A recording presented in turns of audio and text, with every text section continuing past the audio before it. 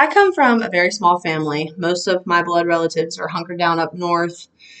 So some of the people that I hold near and dear to my heart are my closest friends and mentors who have molded me into who I am over the years.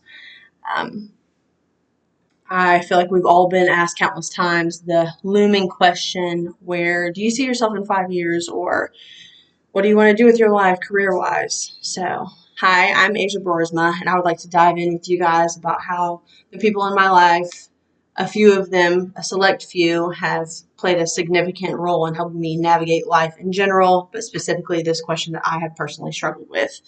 Um, I'm going to start with my god sister Macy, who, backstory, I found out I was pregnant in 2019, and that was my first phone call. I called her, she immediately met me for dinner, and she's always been my sound voice of reason, that supportive backbone, vice versa. It goes both ways. She's known me since I was born, so we have just a very close, tight-knit relationship. Our bond is super special, and even outside of that, she's been my go-to girl. I can call for anything. Just to chat, but if something I want to unload, she is just there. It's like she knows all of the right things to say. And I'm typically a pretty reserved person, generally speaking. So it's hard for me to open up a lot of the times, but she's always been that person for me that I felt super comfortable with. I could go on and on about her for hours, but since time is limited, we shall move on to another incredible human who has impacted my life a great deal, and that is Coach Harry. He was my soccer coach for years. We butted heads most of the time, but again, we also had a very special relationship. It was almost like he knew me better than I knew myself, and I didn't even know that was possible. We still have a great relationship to this day, even post-retirement. I've been out of the game for quite some time now. But I could go to him whenever I felt like I was just kind of floating, or if I was having an off day, or just like out of it, I guess, in a sense.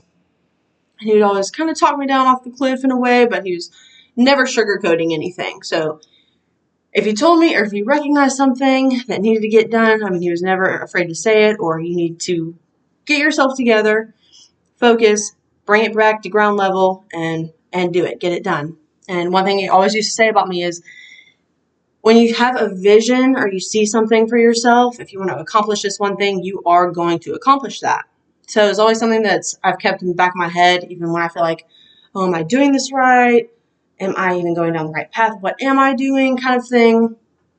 I always remember those comments that he used to make to me, and we still, like I said, keep in touch, which is super special, and I'm very grateful for it. So, moving on, I want to talk about the man, the myth, the legend himself, my dad, David.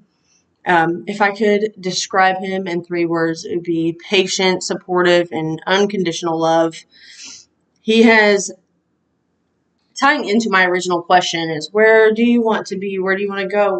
What's your plan, kind of thing. It's not like he sits me down and asks me that ever, but I ask myself that, and there has been a long period of time where I feel like I'm not really progressing in life, and he is the one to remind me to just kind of sit down, take a deep breath, and just chill out, because it's okay.